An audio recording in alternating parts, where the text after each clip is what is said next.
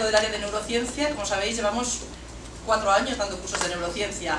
Hemos tocado mucho los temas de la memoria y el Alzheimer, de la microbiota intestinal, de los 3 ejes cerebro, corazón, intestino, de la importancia de la alimentación, de las bases neurológicas del estrés y de la ansiedad. Damos un paso más este año avanzando, haciendo un curso sobre el cerebro y el tiempo que hemos presentado antes y que hemos iniciado hoy, cómo concibe el cerebro el tiempo. Esta conferencia de hoy es resultado de las últimas investigaciones que ha hecho Nazaret y presentan resultados sorprendentes. Lo de la postura corporal lo hemos oído todo millones de veces desde hace siglos. De hecho, lo llevan diciendo los orientales 3000 años. Lo de la influencia de la postura corporal, de los gestos, de la cara, de todo esto. Sin embargo, los occidentales, hasta que no ponemos ciencia y reafirmación científica a las cosas, pues no les damos credibilidad, con lo bueno y con lo malo que eso pueda tener. Ha tenido un pequeño retraso de 2500 años, pero al final los científicos le ponen ciencia a esto. Postura corporal y cerebro es una conferencia que va a explicarnos ahora, que hará un recorrido y presentará los últimos descubrimientos, y hablo de científicos porque soy consciente que con las edades que tenemos todos ya muchos patrones creados. Hay cosas que va a contar Nazaret que son sorprendentes, no por ello dejáis de creerlos. ¿Vale? Ponen en entredicho lo que lleváis aprendido durante mucho tiempo y tenemos toda la postura defensiva de descreimiento, ¿no? Bajar las barreras, aceptar lo que dice Nazaret, todo lo que ella va a contar hoy está probado científicamente, incluso lo ha vivido, lo ha demostrado, ha escrito papers sobre el tema y es realmente sorprendente y también muy bonito para la vida de uno mismo. Es un formato de conferencia que durará 1 hora, hasta las 8:30, por lo tanto, durante la conferencia no hacemos preguntas, pero luego sí, por supuesto, cuando termine, podréis participar y dar vuestra opinión o preguntar.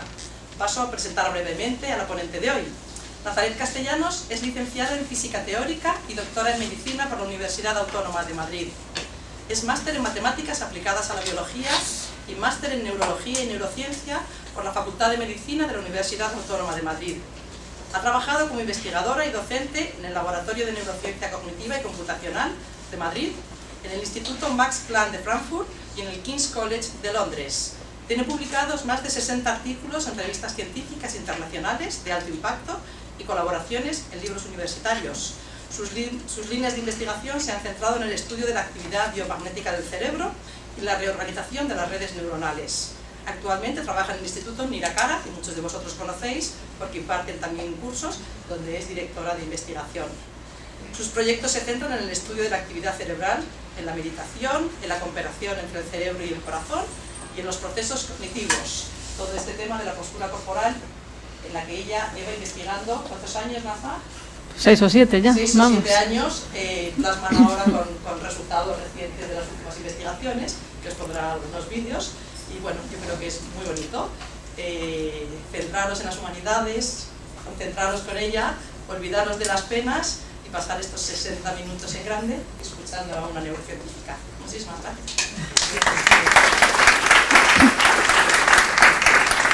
Bueno, muchísimas gracias. Primero se me oye bien, ¿no? Por aquí también al fondo. Y quiero dar las gracias al Instituto Petrarca, ¿no? Pero en especial a Cristina, porque es una persona que me ha abierto muchas puertas. Los que estamos acostumbrados a trabajar en la universidad y que damos clases en un contexto técnico, pues tenemos que explicar siempre qué es lo que hacemos, pero desde un punto de vista muy técnico, con mucho lenguaje matemático, con mucho lenguaje a veces anatómico.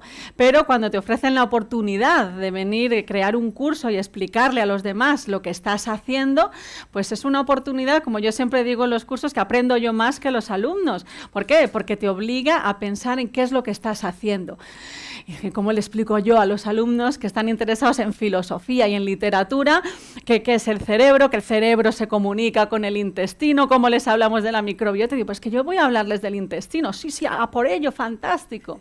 ¿Y por qué? Pues porque siempre en los cursos de neurociencia que nosotros organizamos aquí, que siempre los discuto tanto con Cristina y que por eso digo que es tan valiente, pues siempre hay una perspectiva de que pues yo quiero hablar desde el punto de vista de la ciencia. ¿Por qué? Pues porque yo llevo pues 20 y tantos años trabajando en la universidad, solo he trabajado en eso. Es verdad que no conozco otro mundo, entonces me muevo en el mundo en el que no puedes decir nada sin que haya una prueba. Dices, vale, si tú dices una cosa es una locura, a veces el jefe te hace caso, te deja probar, pero hasta que no haya un número detrás, nadie te escucha y eso pues lo hemos vivido. Entonces, por otra parte, decir, pues quiero difundir eso desde la ciencia, ¿no? Desde el rigor, con los problemas, las limitaciones y las ventajas que tiene el método científico, pero también queremos hablar de algo que hable de las personas. ¿Qué aprendo yo de mí cuando aprendo cómo es el cerebro? ¿Qué aprendo de mí cuando aprendo cómo es el cuerpo, ¿no? Entonces, pues después de muchos años, pues como ha dicho Cristina, hice física, luego estuve en la medicina, hice el doctorado, entonces siempre me dedicaba al cerebro porque quería entender pues cómo comprendemos, cómo atendemos, cómo percibimos el mundo, ¿no? Entonces empecé con mucha ilusión de decir, bueno, pues vamos a conocer el cerebro completamente, ¿no? Y hace pues alrededor de unos 10 años empecé a ver que no solo podía ser el cerebro, que no podía ser a veces algunas visiones un poco reduccionistas que tenía la ciencia. Y entonces estaba en Londres en aquel momento, y empecé a hablar con mi jefa, ¿no? De, oye, pues ¿por qué no medimos el intestino? Entonces imaginaros esa jefa de Londres, ¿no? Absolutamente, pero estás loca, pero ¿qué tiene que ver el intestino con el cerebro, ¿no? Entonces yo he vivido esa etapa en la que me decían, eso es una locura. Y he estado con Fernando, que era mi jefe en Houston, en el hospital, en el proyecto Alzheimer, ¿no? Donde decías, oiga, y el intestino, eso es una locura. Pues hoy tenemos la suerte, ¿no? Y siempre lo digo como científico, pues es un privilegio poder estar viviendo una revolución científica. ¿Y por qué? Porque si hace 7 años yo le decía a mi jefa de que hay que mirar el intestino, y mi jefa me miraba como, qué simpática, qué graciosa eres, Naza, ¿no? Me decía ella. Hoy en día está demostrado que el intestino interacciona con el cerebro. Y eso en 7 años. Yo he pasado de escuchar esas risas y la gente que decía esto es una locura, ahora es la explosión en el mundo de la medicina. El intestino, la microbiota intestinal influye en todos los procesos del cerebro. El corazón también. Entonces, fijaros pues la cantidad de puertas que se están abriendo para los que nos dedicamos a la investigación. El Alzheimer ahora se ve, ¿no? Pues que influye la microbiota oral, ¿no? La boca. Eso hace 5 años, 6 años, cuando íbamos a Houston a las conferencias, a los mítines que había con los grandes expertos, decir aquello, pues imaginaros, ¿no? Te echaban de allí. Y hoy en día están como locos viendo de dónde viene. O sea, que hemos cambiado completamente la visión, ¿no?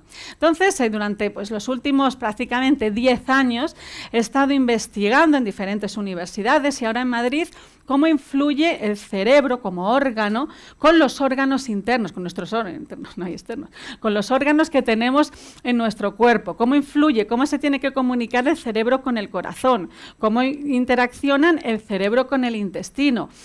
La importancia de la respiración para el cerebro. Esto pues es apasionante porque es absolutamente nuevo y porque está haciendo caer muchos pilares que había en la neurociencia, pero sobre todo porque se están abriendo muchas puertas, algunas de las cuales tienen muchísimas aplicaciones clínicas, y eso pues es muy bonito, ¿no? Pues las farmacéuticas están encantadas, los hospitales revolucionados, pues vamos a Estados Unidos con frecuencia a las reuniones y allí es, pues bueno, imaginaros, ¿no? Es un hervir de nuevas ideas porque pues están creando lo que va a ser la medicina que nosotros vamos a tener en un futuro. Entonces ya no hablamos solo del cerebro en los laboratorios, sino que se habla de un cerebro corporeizado.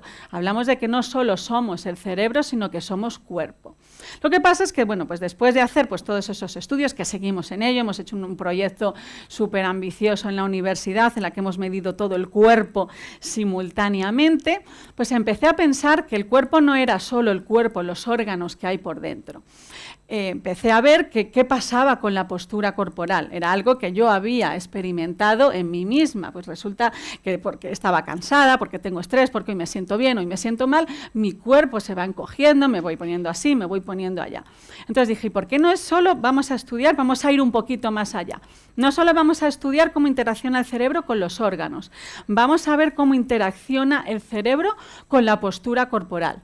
¿Por qué? Porque le hacemos muy poco caso a nuestra postura corporal y porque, como demuestra la ciencia, y ahora os voy a poner, la postura corporal influye en nuestra cognición, influye en la atención, influye en la memoria, influye hasta en los sistemas de limpieza del cuerpo, que ahora os contaré, pero influye también en el estado de ánimo.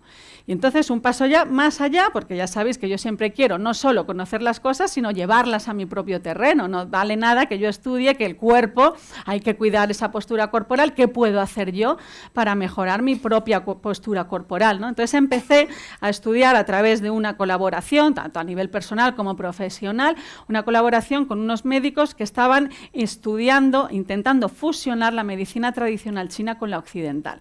Entonces, aquello que yo ya conocía en casa, ¿no?, que era el tai chi, el qigong, dije, bueno, vale, está muy bien, yo veo que me funciona, pero ya sabéis que yo siempre quiero ver esas bases científicas. Y entonces me puse desde hace un año a estudiar los fundamentos, los mecanismos neuronales del qigong en concreto. ¿Por qué? No comparo métodos, luego entraremos a ello, pero me parecía que aquello, ¿no?, que se venía hablando desde hace 2500 años, algo tenía que tener de base científica. ¿Por qué resulta que eso es beneficioso? ¿Por qué equilibra nuestro cuerpo y nuestra mente? Entonces, lo que os voy a contar hoy es eso, la importancia de la postura corporal sobre el cerebro, sobre nuestra mente, repasando desde uno de los experimentos más famosos que ha habido en la neurociencia hasta llegar a qué podemos hacer. Todo desde una perspectiva de aprendizaje que yo he hecho científico y aprendizaje personal, como una propuesta de cuidar nuestra postura, de cuidar nuestro cuerpo tanto por dentro como por fuera. Entonces os voy a empezar a contar uno de los experimentos más famosos y revolucionarios que ha habido en la neurociencia. Este experimento, que se llama la tarea de Iowa, que se llama así porque se hizo en Iowa, consistía en un experimento muy sencillo, que se ha replicado un montón de veces, ya que os digo que es muy famoso. Cogían a voluntarios que llegaban a la universidad y se les decía que se iban a prestar a un juego. Este juego consistía en que las personas tenían 4 bloques de cartas sobre una mesa. Entonces, las cartas las levantabas, con unas ganabas dinero, con otras perdías dinero. Tenías que ir sacando cartas de los distintos bloques y al final quedarte con uno de los bloques.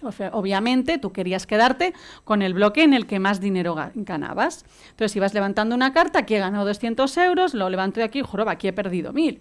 Pero en la siguiente que levanto, aquí he ganado 2000. Entonces, las personas iban sacando cartas hasta que al final dedujesen racionalmente, infiriesen cuál era la regla de los bloques y quedarse en que en este he ganado mucho pero también pierdo mucho, en este voy ganando poco a poco y pierdo poco, o sea que al final este es el mejor.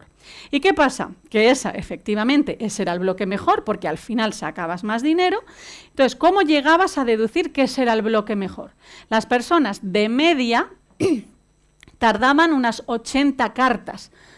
Tenían que levantar 80 cartas para darse cuenta cuál era el bloque más beneficioso económicamente. Pero ¿qué pasa? Que los investigadores, ahí era Antonio Damasio, uno de los grandes neurocientíficos que existen hoy en día, quería probar una hipótesis. Dijo, vale, está bien, vamos a poner a las personas haciendo eso, pero voy a ver qué pasa en sus cerebros y qué pasa en sus cuerpos. ¿Qué es lo que vio? Muy sorprendente, ya os digo, uno de los experimentos más famosos que hay en la neurociencia. Cuando la persona acercaba la mano al bloque en el que podía perder dinero, el cuerpo empezaba a emitir unas señales. La conductancia de la piel, se ponía la carne de gallina, había contracciones musculares, se empezaba a encorvar el cuerpo. Cuando la persona se acercaba, todavía en esas primeras cartas en las que estaba aprendiendo, cuando se acercaba al bloque ganador, la persona ponía una postura un poco más erguida, su cuerpo reaccionaba de otra manera. ¿Qué pasa? Que a las 10 cartas, con solo 10 cartas, el cuerpo ya sabía cuál era el bloque bueno. Entonces, Antonio Damasio es a lo que él llama el marcador somático, o sea, que el cuerpo se ha enterado antes que tú. O sea, si nosotros, que es lo que decía Antonio Damasio, ¿no?, es el marcador somático, son esos cambios corporales que reflejan un estado emocional, un estado de consciencia, un estado cognitivo. Si nosotros hubiésemos sabido escuchar las señales de nuestro cuerpo, no hubiera hecho falta que esperásemos a levantar 80 cartas. A la 10ª carta el cuerpo ya se había dado cuenta cuál era el bloque ganador y cuál era el bloque perdedor. Entonces esto, que es una de las, pues ya os digo, de las grandísimas hipótesis que hay dentro de la neurociencia, que se llama marcador somático. O sea, el cuerpo te está diciendo cosas. ¿Qué pasa? Que como nosotros, el cuerpo susurra, de vez en cuando grita, pues hay un susto, mi corazón se eleva, la respiración se acelera, entonces, pues sí, yo ahí percibo claramente las respuestas de mi cuerpo, pero generalmente, como dice Damasio, el cuerpo no grita, el cuerpo susurra. ¿Y qué pasa? Que nuestro cerebro no está acostumbrado a escuchar esos susurros y ni los oye. ¿Y eso qué hace? Pues que yo tengo que esperar hasta 80 cartas para decir me quedo con ese bloque y no las 10 que el cuerpo ya sabía. Entonces, una de las grandes frases, ¿no?, que decía Antonio Damasio, fijaros, el cuerpo sabe lo que la mente aún no se ha dado cuenta. Hoy en día Antonio Damasio trabaja mucho en la parte de California, en Silicon Valley. ¿Por qué? Porque trabaja mucho en entrenar a estas personas, ¿no?, que se dedican a la creatividad, pero también a la inversión económica, a entrenarles en la gestión emocional y en la percepción de su propio cuerpo. ¿Por qué? Imaginaros que vosotros tenéis una empresa donde consiste en que tú tienes que captar por dónde van las cosas. Entonces dices, a ver, dime qué te está diciendo el cuerpo. ¿Qué te está diciendo el cuerpo? Porque lo sabe antes que tú. Entonces tú tardas 80 cartas en darte cuenta de lo que tu cuerpo en 10. Si respondes a tu cuerpo, si sabes lo que tu cuerpo está diciendo, a la 10ª carta ya sabemos dónde invertir, a la 10ª carta ya sabemos dónde está la cosa. Entonces lo que él pues juega tanto y entrena tanto es decir, escucha tu cuerpo, ¿qué te está diciendo el cuerpo aquí? Entonces fijaros qué interesante es eso. El cuerpo sabe lo que la mente aún no se ha dado cuenta. Esto en el mundo de los negocios, pues imagino como todo, siempre es mucho más complejo de lo que parece. Pero una de las cosas en las que se hace mucho hincapié es lo que es en nuestra vida propia, nuestra vida diaria. Nuestro cuerpo sabe cómo estamos nosotros, cómo nos estamos poniendo. Nuestro cuerpo percibe cómo está el otro. Entonces podemos anticiparnos. Si tenemos más conciencia de cómo está nuestro cuerpo, somos capaces de anticiparnos a nuestro propio estado. Me estoy poniendo nerviosa, me estoy poniendo violenta, no me está gustando esta situación, aquí me estoy relajando. Me puedo anticipar al estado al que me va a llevar mi cuerpo. ¿Por qué? Pues por como dice, ¿no? Ya se decía en los textos tradicionales y ahora se tiene en cuenta en la neurociencia. El cuerpo vive un poquito más lento, va un poquito más rápido, pero también te va avisando de las señales. Hay mucho lo que se llama neurociencia, potenciales preparatorios. Antes de que tu cuerpo, antes de que tu mente haga algo, el cuerpo lo va preparando.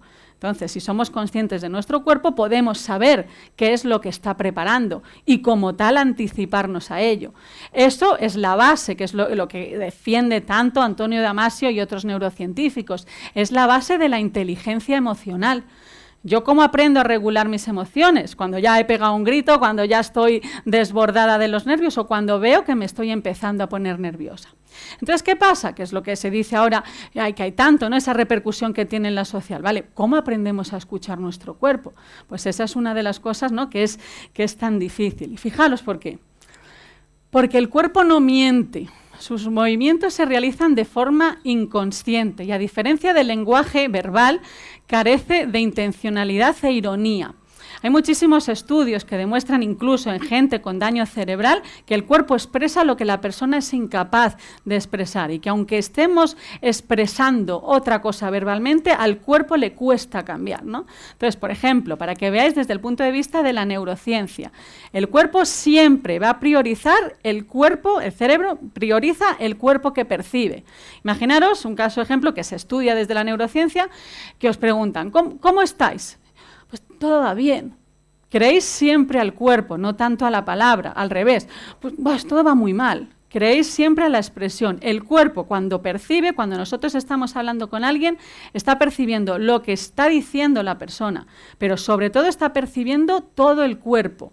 Entonces, cuando esas dos informaciones compiten en el cerebro y detecta que hay una incongruencia, porque eso se estudia a nivel de neuroimagen, esa detección de incongruencias, el cerebro prioriza lo que le ha venido de la información corporal. ¿Y eso qué significa? Pues que transmitimos muchísimo más de lo que pensamos. No estáis solo fijándoos en las palabras que yo estoy diciendo, os estáis fijando en cómo me transmito, en cómo me muevo, y todo eso os está llegando. Cuando estáis hablando con alguien, por mucho a veces, ¿no?, que esté utilizando el lenguaje conciliador, si sus gestos son nerviosos, os va a poner nerviosos. El cerebro siempre va a priorizar el cuerpo que está visualizando. ¿Por qué? Porque tiene muchísimas más partes cerebrales encargadas a procesar el cuerpo del otro que lo que está diciendo. Entonces, fijaros la importancia de eso, lo que podemos llegar a transmitir. Hay muchos estudios, ¿no?, que demuestran cómo la persona intenta fingir ciertas situaciones y siempre hay un momento en que se desvía. ¿Por qué? Porque son memorias muy profundas y son memorias implícitas. Y esas memorias es muy difícil que logremos controlarlas, logremos frenarlas y logremos simularlas. El cuerpo al final no miente, al final saca lo que quieres decir. ¿Y cómo influye? Vamos a ver ahora cuáles son las evidencias científicas de cómo influye la postura corporal sobre las emociones y sobre la cognición. O sea, cuál es la base científica si hay en eso.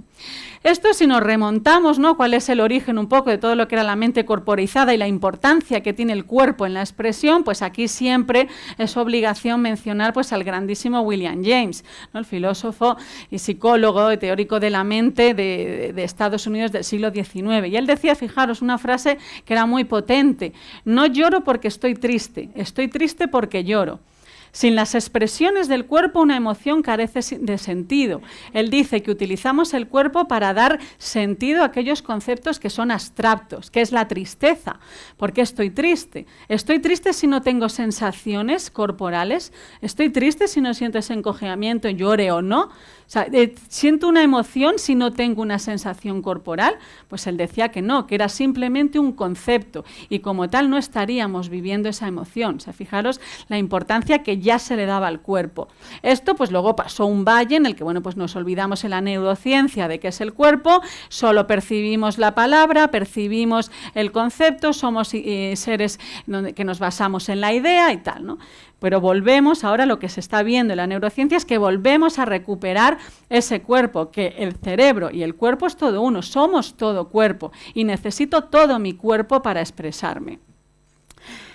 Vamos a hacer una serie de experimentos. Fijaros, este es un experimento que se realiza en Estados Unidos en el 2014. Consistía en que traían a voluntarios al laboratorio, entonces se les ponía un ordenador donde aparecían una serie de palabras. Palabras que tenían un contenido positivo y palabras que tenían un contenido negativo, ¿no? Pues algo que era más desagradable y algo más optimista. Pero lo hacían de dos formas. En una se les ponía el ordenador en el suelo y en otra se les ponía el ordenador en una mesa elevada. Con ello que estaban simulando una postura inclinada o una postura erguida. Cuando el ordenador estaba en el suelo y la persona estaba en una postura erguida, recordaba más palabras negativas que positivas. Fijaros, cuando estaba en una postura erguida hacia arriba, como veis aquí se le ha puesto el ordenador en una mesa alta, al revés, recordaba más palabras positivas que negativas. ¿Qué significa esto? La memoria, la postura corporal, los hombros, ¿son capaces de afectar a la memoria? ¿Cuáles son los mecanismos neuronales? Lo que se ha visto ahora, efectivamente, mi cerebro tiene una representación de cómo está ahora mi cuerpo. Sabe que estoy así, sabe que estoy asá. Si estoy así, se activa más el hipocampo, recuerda más palabras. Si estoy así, se activa menos. O sea, fijaros, estas personas no están así porque estén tristes o no, están solo en una postura inclinada. El experimento es interesante porque es neutro, simplemente tienes que agacharte. La idiotez del investigador que me ha puesto el ordenador en el suelo. Y con eso recordaban más palabras. Las implicaciones de esto, pues imaginaros cómo influye la postura corporal en nosotros. Hoy en día estos autores están replicando cómo influye esa postura de que estemos siempre mirando el móvil. Fijaros, estamos siempre así, estamos siempre inclinados, estamos siempre en un ordenador hacia abajo. Aparte de los problemas mecánicos que tengamos sobre el sistema de vértebras y muscular, ¿no?, que eso es bastante obvio, ¿cómo influye eso en nuestras capacidades cognitivas? O sea, resulta que está afectando nuestra memoria el estar así o el estar así. ¿Qué hacemos? Corregir, o sea, ¿cómo está mi cuerpo ahora mismo? ¿Soy consciente de mi cuerpo? Cada 2 por 3 chequear. Acabo de inclinar, estoy inclinando los hombros, estoy erguido, ¿no?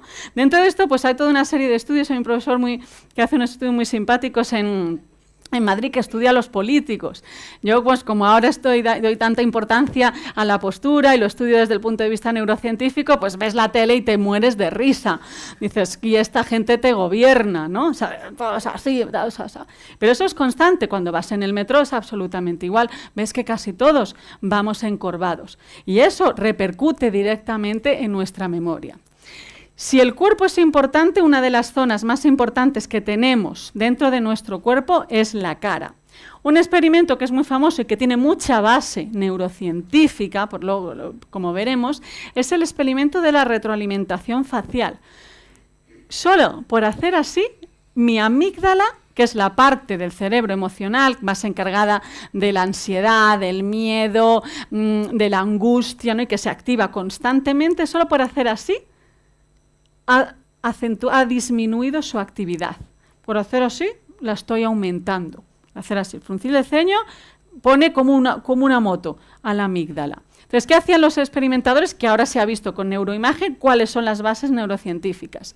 Le ponían viñetas que eran chistes, ¿no?, a los voluntarios a este experimento, y se les hacía ver las viñetas de dos formas. Una con un boli en forma así, que simulaba, sin tú quererlo, una cara de enfado, ¿no? Con un boli así.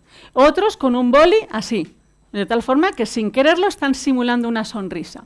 Pues se les pedía que valorasen cómo eran de simpáticos o de graciosos esos chistes. Y luego gente que lo veía pues con su cara normal. Entonces, un chiste que normalmente era pues de una intensidad, de una risa de un 7, los que tenían el boli así lo puntuaban como 5.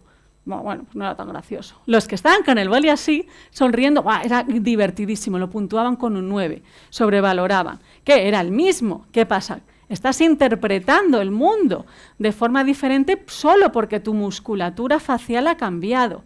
Fijaros, ¿no?, la importancia y la relevancia que tiene eso, ¿no? Como decía, y esto es un artículo que se publica en Science, que sabéis que junto a Nature es la revista número 1 en ciencia y no publican cualquier cosa, y acaba diciendo algo que es muy valiente. Cuando tú sonríes, el mundo te sonríe. ¿Por qué? Porque percibir es interpretar la realidad. Como sabemos, el cerebro no percibe la realidad de forma objetiva. Estamos constantemente interpretando la realidad. Pero la interpretamos desde nuestro cuerpo también. Según esté nuestro cuerpo, o sea que si estoy así lo interpreto de una forma, si estoy así lo interpreto de otra. Fijaros cómo eso repercute, ¿no?, en la percepción.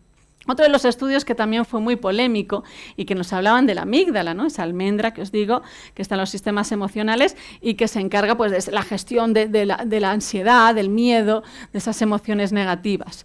Como os decía, fruncir el ceño, que siempre lo digo mal, activa muchísimo la amígdala. Esto es una sensación que ahora mismo está estresando mi cuerpo porque estoy frunciendo, ¿no?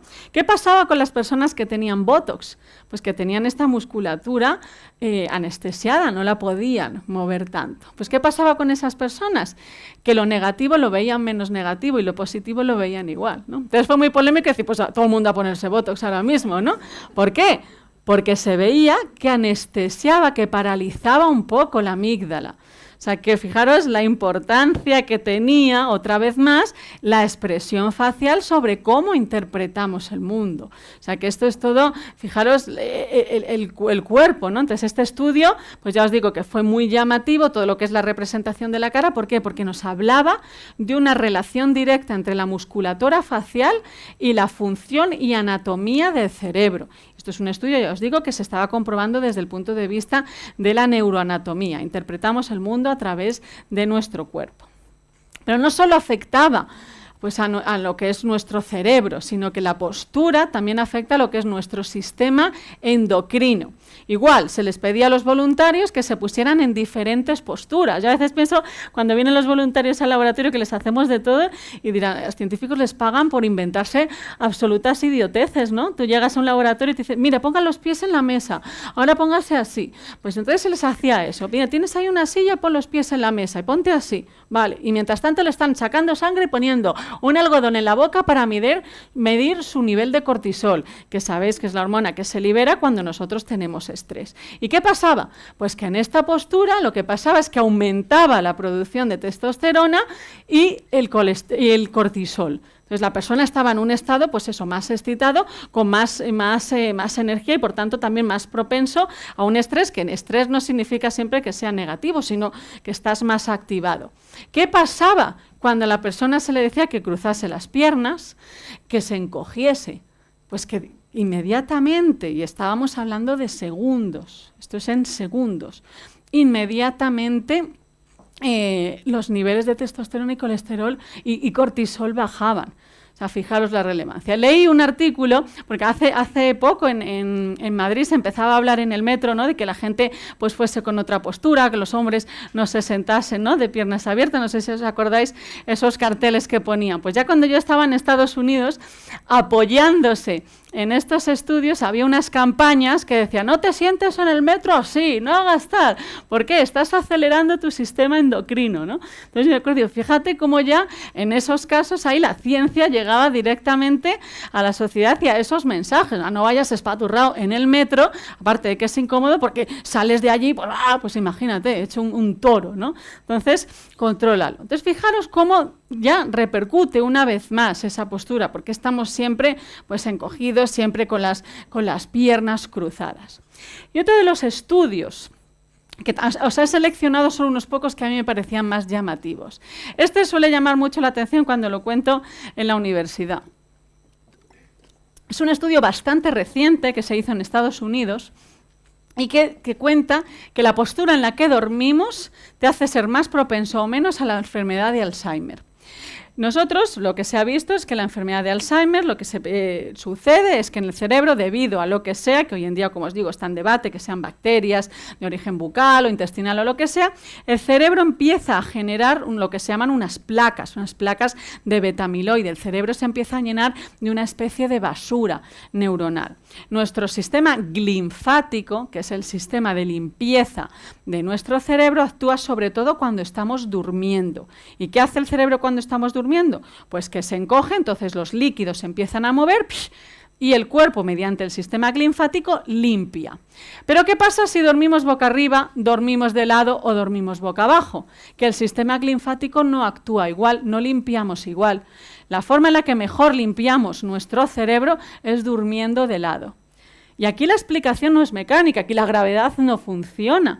Entonces, ¿qué pasa? Que el cerebro tiene que saber que tú estás en tal estado, que estás durmiendo de lado, que estás durmiendo boca arriba o que estás durmiendo boca abajo. Y según que ese concepto, esa representación cerebral que tenga el cerebro de nuestro cuerpo, activa más o menos el sistema linfático y eso nos hace ser más o menos propensos a la enfermedad de Alzheimer. O sea, fijaros la repercusión. También basado en la enfermedad de Alzheimer, hace muy poco que hablaba y no lo he puesto porque era absolutamente reciente. En la Universidad de Harvard estaban realizando un estudio muy interesante longitudinal, quiere decir que seguían a las personas a lo largo de los años para intentar sacar los predictores de la enfermedad de Alzheimer. Cómo podemos saber antes de que ocurra la enfermedad de Alzheimer qué personas son propensas a tenerlo y quiénes no. Entonces se estudian las imágenes cerebrales, líquido encefalográfico, raquidio, microbiota, bacterias, de todo, ¿no? Y entre otras cosas, la Universidad de Harvard diseña un proyecto que consistía en que se les pedía a las personas que caminasen durante un trayecto muy corto delante de una cámara. Entonces ellos tenían que caminar y así a lo largo de los años. Pues la forma en la que tenían de caminar las personas era uno de los mayores predictores de la enfermedad de Alzheimer, fijaros. Y entonces el artículo, muy interesante, acaba diciendo, vale, la enfermedad de Alzheimer y la evolución, la progresión de la enfermedad de Alzheimer influye en la postura corporal. ¿Puede la postura corporal influir en la enfermedad de Alzheimer? ¿Podemos hacer algo? Y entonces ahí Harvard activa los protocolos de medicina preventiva, entre los cuales cuenta enseñemos a la gente a cuidar su postura corporal.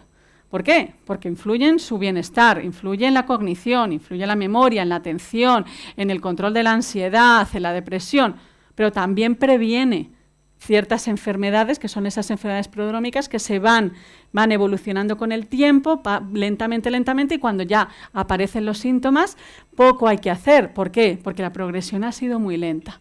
Y fijaros, eso lo dice Harvard, uno de los mejores hospitales que hay en el mundo, el General Hospital de Harvard. Vamos a prevenir la postura, vamos a hacer que la gente cuide la postura para prevenir la aparición de enfermedades que se pensaban de origen neuronal. No estamos hablando de enfermedades de la espalda, no estamos hablando de mantener una musculatura, que eso era obvio, sino enfermedades del desarrollo, que son pues neurodegenerativas. Fijaros la implicación que tienen. ¿Cuáles son las bases neuronales de esa relación que hay entre la mente y el cuerpo? Es decir, ¿cuál es la parte del cerebro que más se encarga de procesar el cuerpo? Aquí hay que distinguir conceptos que normalmente la gente no conoce. A mí me sorprende que en medicina no han oído hablar de ellos, pero cuando doy clases por ahí en general tampoco. Cuando se nos pregunta por los sentidos, pues hablamos de los 5 sentidos, la vista, el olfato, tal. Esos son sentidos de la exterocepción. Yo percibo el mundo desde fuera, estoy viendo, estoy oliendo, del tacto, no sé qué. Esos son los 5 sentidos que todos conocemos, pero hay 2 que son muy importantes y que el cerebro prioriza, da importancia sobre la exterocepción, la interocepción y la propiocepción. No sé cuántos habéis oído esas palabras, muy pocos, y son muy importantes. ¿Qué es la interocepción? Son las sensaciones que vienen de nuestro cuerpo, sensaciones que capta nuestro cerebro, los latidos cardíacos, la piel, cómo nos cambia la piel en ciertas condiciones, cómo tenemos sensaciones intestinales, por ejemplo, la sed. La sed es una interocepción, algo está pasando en el cuerpo y de repente me llega esa sensación de tengo sed, eso llega al cerebro y me dice, oye, haz algo porque tienes sed. Se nos llena la vejiga, ahí hay una sensación interna, llega al cerebro y dice, oye, tienes la vejiga llena, tienes que ir a hacer pis. Eso es la interocepción, las sensaciones que llegan de los órganos. Hoy en día, pues se está viendo que son absolutamente fundamentales para el cerebro. Las prioriza respecto a la exterocepción. Pero luego hay otra, que es muy interesante, que es de la que hablamos hoy. Yo trabajo en la interocepción neuronal y propiocepción neuronal. La propiocepción, ¿qué es? El sentido de la posición de nuestro cuerpo. Mi cerebro sabe ahora mismo que yo estoy de pie, que estoy así, no que estoy así, o que estoy así, o que estoy de una forma o de otra. Hay alteraciones, ¿no?, que describe siempre de forma muy bien Oliver Sacks en sus libros, personas que tienen problemas en la propiocepción, entonces van inclinados, van de una forma, van de otra. ¿Por qué? Porque su cerebro tiene una alteración en la percepción de su propio cuerpo, de su esquema corporal. Sabe dónde está el cuerpo, regula la dirección, el movimiento, las reacciones espontáneas. Pues yo sé que tengo que caminar, sé que me tengo que mover para allá, coordina todo el movimiento de una parte a otra según lo que yo quiera hacer. El cerebro sabe cómo está mi cuerpo en cada momento. Pero lo interesante es que eso que se pensaba que, bueno, pues obviamente el cerebro tiene que saber cómo está el cuerpo, tiene que saber si yo me he caído, si estoy en el suelo, si estoy agachada o estoy de pie. Vale, el cerebro tiene una representación corporal. Pero lo importante y lo que se ha visto ahora muy reciente, y os digo que estamos hablando de cosas de 2, 3 años, como mucho 5 años, es que la propiocepción propaga esa información al resto del cerebro. Influye en la atención, influye en la memoria, influye en el estado de ánimo, influye en los mecanismos de estrategias, o sea, influye absolutamente en todo. ¿Cómo lo hace? ¿Cómo podemos? ¿Qué significa? ¿Qué beneficios tiene incrementar nuestra interocepción y propiocepción? Porque, como os decía antes, es algo a lo que no estamos acostumbrados a entrenar. Normalmente no hacemos entrenamiento en percibir cómo está ahora mi cuerpo. ¿Cuántas veces a lo largo del día os paráis a pensar cómo tengo el cuerpo ahora? ¿En qué postura estoy? ¿Cuáles son las sensaciones que me llegan del pecho? Tenemos un montón de mecanorreceptores que saben si tengo sensaciones, más palpitaciones, menos. ¿Qué me está diciendo mi estómago? ¿Qué me está diciendo la espalda? ¿Qué me están diciendo los hombros? Hay muchísimos receptores allí.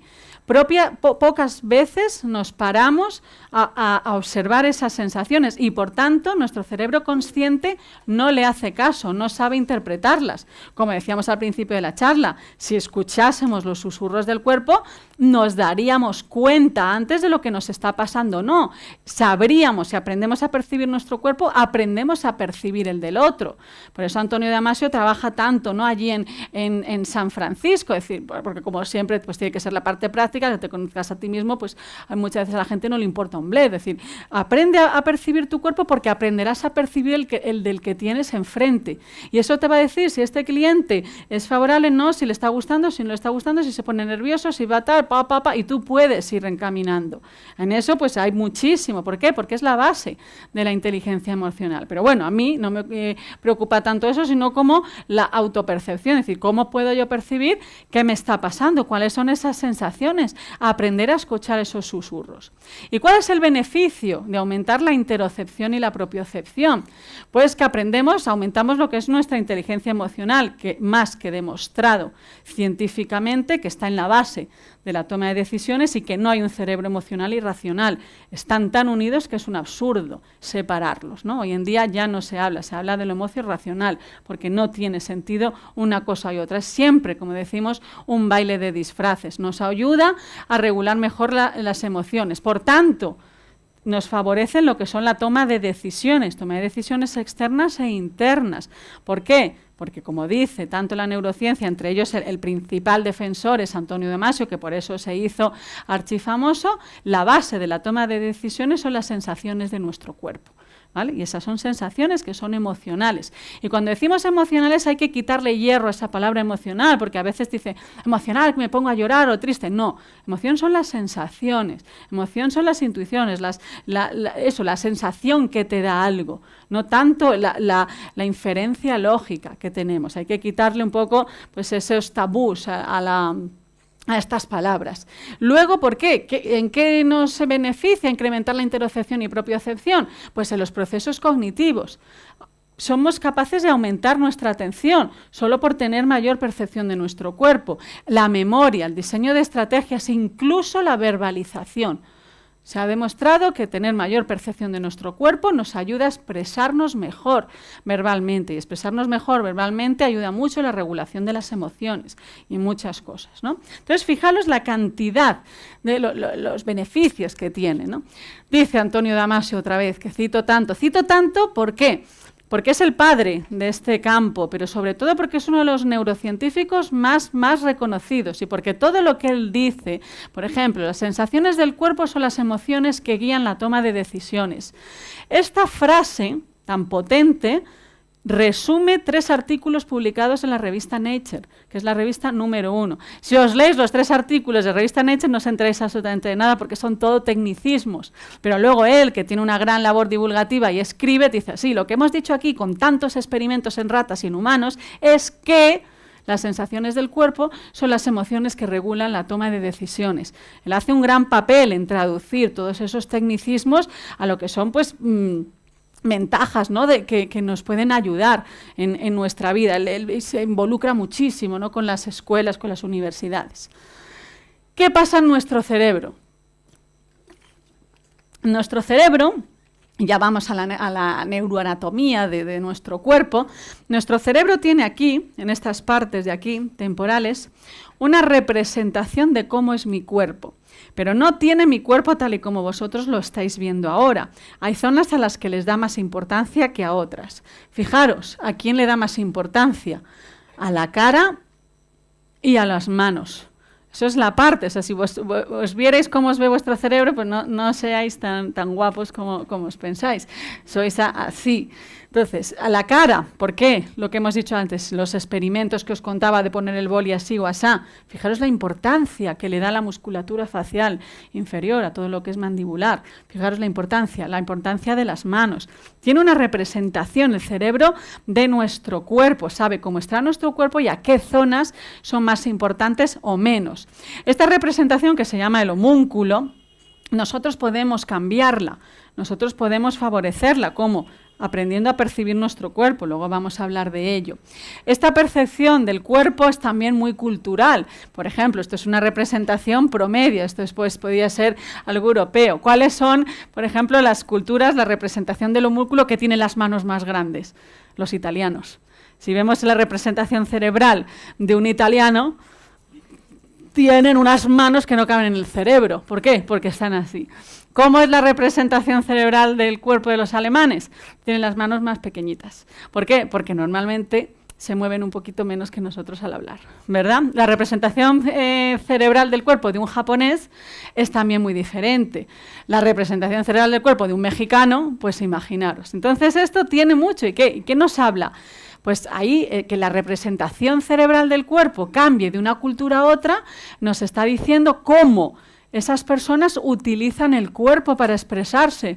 Un italiano con las manos atadas explota porque necesita de sus manos para expresarse, mientras que otras culturas no tanto. Es decir, yo no puedo hablar sin moverme. Eso lo habéis probado, ¿no? Alguna vez nosotros hacíamos experimentos en la universidad. A ver, habla intentando moverte lo menos posible. Pues hay personas que pueden. Yo, por ejemplo, no puedo casi nada, ¿no? Entonces, eso de cómo y por qué, fijaros, ¿no? ¿Por qué movemos las manos y por qué nos movemos al hablar? Pero sin embargo lo hacemos, ¿no? ¿Y qué está diciendo? ¿Hay aquí un lenguaje? No, pero lo estáis percibiendo y algo hay ahí. Y una parte de la explicación de esos mecanismos neuronales es la enorme importancia que nosotros le damos a las manos. O sea, el cerebro interpreta el mundo de formas mucho más complejas e inimaginables de lo que nosotros pensamos. Y lo que os parece que es carente de sentido, que es mover las manos, a lo mejor es absolutamente imprescindible. ¿Y dónde está la propiocepción en el cuerpo? Pues en una de las zonas más importantes del cerebro, que se llama la ínsula. Estas son gráficas también publicadas en un artículo en Nature Neuroscience, revista número 1, por Craig, que es uno de los grandes investigadores. La ínsula, para que vosotros la ubiquéis, es como si pusieseis el dedo, y no puedo meter el micrófono, el dedo en el oído, ahí donde acaba el hueso, y si pudieseis meter el dedo hacia adentro, ¡paf!, ahí tenéis la ínsula. Y fijaros, ahí es donde está gran parte de la percepción de vuestro cuerpo, de la propiocepción. Y es interesante ver las funciones que tiene la ínsula. ¿Por qué? Porque si vemos las funciones que tiene la ínsula, que ahora os las leo de carrerilla, y sabemos que eso tiene que ver con el cuerpo, anatomía y función es lo mismo. Entonces el cuerpo está relacionado con la detección de errores. Eso es fundamental. El libre albedrío, el reconocimiento, memoria, toma de decisiones, la metacognición, es decir, la cognición, la observación de uno mismo, la percepción del tiempo, la percepción de la temperatura y el dolor, el reconocimiento de uno mismo, la percepción musical y rítmica, el sentido materno, el reconocimiento de voces felices, fijaros, que está separado del de infelices, hacer sonreír o sonreír a uno mismo. Todas estas funciones pertenecen a la ínsula. Estos son estudios de neuroimagen y todas estas funciones dependen de la postura corporal. Si yo cambio la postura corporal, cambio estas funciones. Si yo cambio una de estas funciones, cambio el resto. No vale en la neurociencia cambiar un trozo de neuroanatomía y solo cambiar una función. Cambias todas aquellas funciones que esta parte ejecuta. ¿Entendemos? Cambiamos la postura corporal, cambiamos la ínsula. ¿Y qué es lo que hace el cerebro que sea tan plástico? Pues que órgano y función están plenamente relacionados. Yo cambio la ínsula, cambio la función a la que se dedica la ínsula. Cambio la función a la que se dedica la ínsula, cambio la ínsula, ¿vale? Entonces, imaginaros, cambio la ínsula, cambia mi percepción de la postura corporal. Cambio mi postura corporal, cambia la ínsula. Cambia la ínsula, cambio todo esto. Favorecer, uno de ellos es favorecer a todos. Y es ahí donde intervienen pues, gran parte de esos estudios de neuroimagen. Trabajemos por la postura. Una de las cosas que tal como explicaba Harvard, de explicar por qué ver cómo camina una persona repercute en el Alzheimer o no.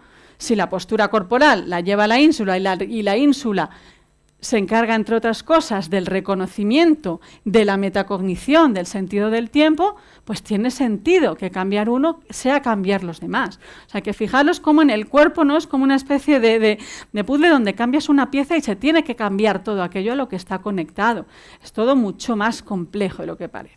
Entonces, lo que os voy a contar ahora es, como ya sabéis que yo tengo esa inclinación de decir, ¿qué aprendo yo de la neurociencia? Vale, pues aprendo que la postura corporal es importante, lo estoy viendo y estaba asombrada pues estos años estudiando todo esto aquí y fuera. Entonces digo, vale, pues entonces, ¿y cómo puedo yo aumentar mi propiocepción y mi interocepción? ¿Cómo puedo cuidar mi postura? No significa que esté todo el día observando si estoy así o no, o ponerme un corsé. ¿Qué puedo hacer para favorecer esa relación entre la mente y el cuerpo? ¿Qué puedo hacer para aprender a escuchar esos susurros del cuerpo? Aumentar la interocepción, pero en este caso concreto, aumentar la propiocepción. Entonces empecé a investigar, conocí a uno de los grandes investigadores en Estados Unidos y me puse a estudiar las bases neurocientíficas de una de las técnicas que hay, que es basada en la medicina tradicional china, que es el Qigong. No sé si lo habéis oído, el Tai Chi y el Qigong, pues esa. ¿Por qué? Pues porque por razones personales yo empecé a practicarlo, me pareció potentísimo y al empezar a estudiar esas bases neurocientíficas me di cuenta que había mucho.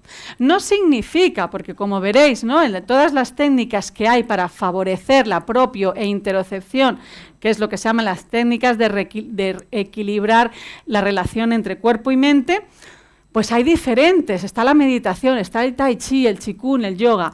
No entro a comparar ellas, yo no digo aquí que el qigong sea mejor que el yoga, ni la meditación, ni una y otra. Es la técnica a la que he dedicado un año a estudiar sus bases neurocientíficas. El yoga también tiene mucho y es fantástico, simplemente no comparo. Digo que esta es la técnica que yo he estudiado desde el punto de vista neurocientífico. ¿Por qué? Porque es la que yo practicaba.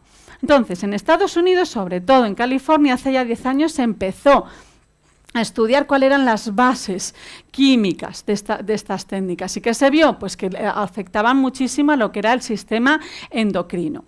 Pero a partir de ahí es cuando pues, ya se le empezó a prestar atención desde un punto de vista científico. O sea que cambia el sistema hormonal, afecta también al sistema inmune. Entonces ya entra la neurociencia y dice, a ver, ¿qué pasa con el cerebro? Aquí conocí al doctor Jin-Yue Tang, que es uno de los neurocientíficos más prestigiosos. Él es el director de un centro de investigación que hay en Texas.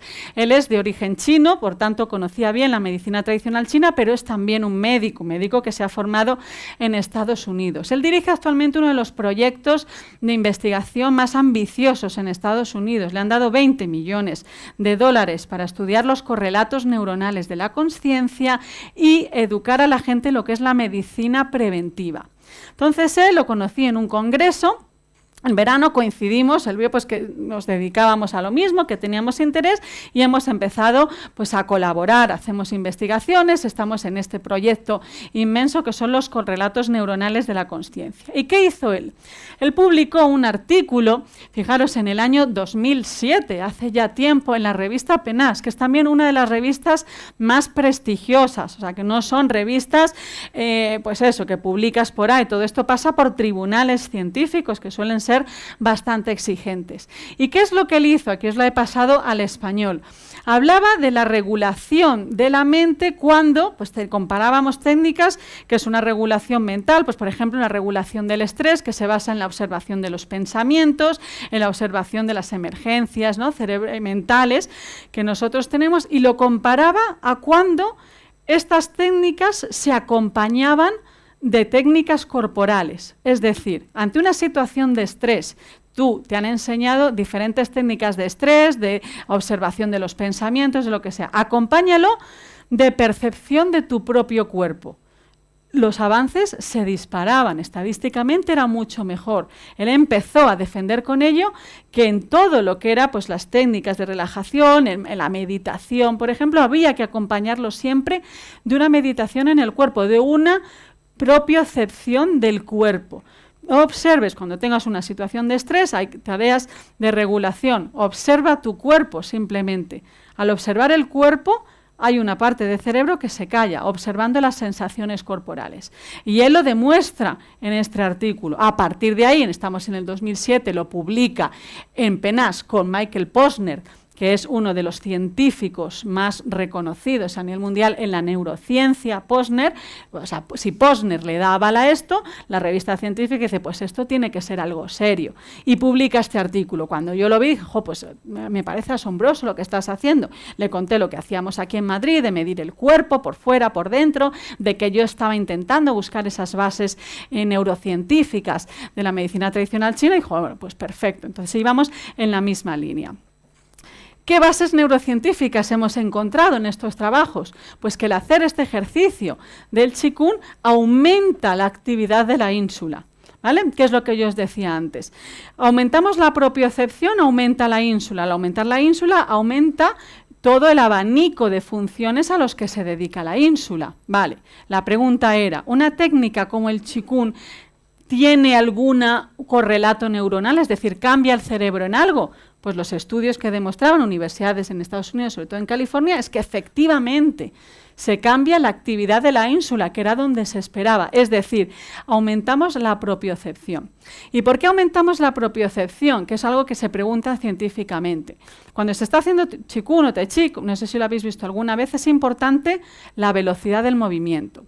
Cuando nosotros hacemos algún tipo de ejercicio, por ejemplo, mover el brazo, estamos haciendo así, efectivamente, ahora mi cerebro sabe que yo estoy moviendo el brazo, está prestando mucha atención a mi brazo.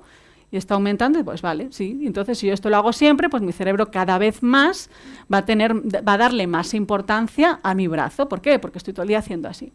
¿Qué pasa? Y luego lo probáis en casa o lo probáis aquí. ¿Cuál es la diferencia entre hacer así y hacer así? Vosotros lo podéis observar. La cantidad, la temperatura, la cantidad de sensaciones que surgen en el brazo por hacer un movimiento lento. Aquí sí que estoy aumentando la propiocepción. ¿Vale? ¿Por qué? Porque el cerebro lo rápido muchas veces no se da cuenta, porque necesita tiempo para procesar. Y entonces esto yo lo estoy haciendo de forma automática. ¿Lo ves? Puedo estar así y pensando absolutamente las musarañas. Hacerlo despacio es poner muchos más recursos neuronales en el movimiento de este brazo. ¿Por qué? Porque lo estoy haciendo despacio. Y eso es muy importante, aparte de las bases científicas, de la coordinación de diferentes movimientos, porque generan un automasaje mecánico por dentro. El movimiento lento y orientado en diferentes posiciones, como luego os voy a enseñar, aumenta la propiocepción. Si hago así, pues vale, aumentaré mi músculo, aumentaré mi representación cerebral de mi brazo, pero no he aumentado mi propiocepción. Si lo hago lento y regularmente, sí que estoy aumentando la propiocepción de mi brazo. Luego lo probáis en casa, la diferencia entre hacer una cosa rápida y hacerlo lento. Veréis cómo empezáis a sentir mucho calor. ¿Qué es ese calor? La cantidad de oxígeno que se está consumiendo. ¿Y eso que repercute directamente? En la representación cerebral. Y esa es una de las bases, ¿no?, neurocientíficas. Otro de los resultados que también demuestra la Universidad de San Diego. Después de hacer Tai Chi, aumentan las ondas alfa en nuestro cerebro. Las ondas alfa, como veíamos en la clase de hoy, que hemos dedicado a estudiar cómo se comunican las neuronas entre sí, las ondas alfas no son un estado de relajación, como siempre se dicen, son un estado de aumento de la atención y de inhibición. Las ondas alfas aparecen cuando doy prioridad a algo relevante y freno lo irrelevante.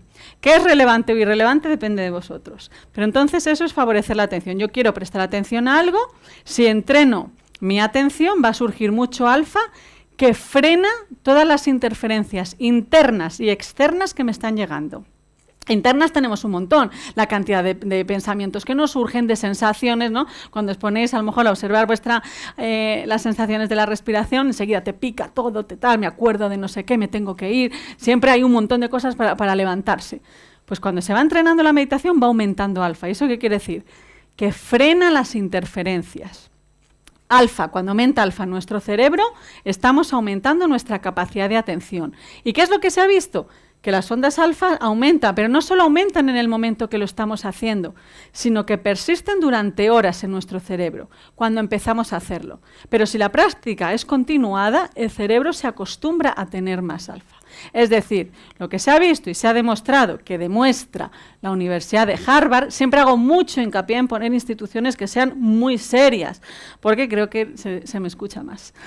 Harvard, ¿qué dice? Que la meditación en movimiento, lo que ellos llaman bodyfulness, ¿no? ¿Sabes? Mindfulness, pues ahora es bodyfulness. Esa meditación en movimiento, que es el Tai Chi, pues supone, pues vale, un cambio en la postura, en la respiración, regula el estrés, la depresión, la ansiedad, aumenta la calidad de vida, pero sobre todo produce una reorganización en el cerebro.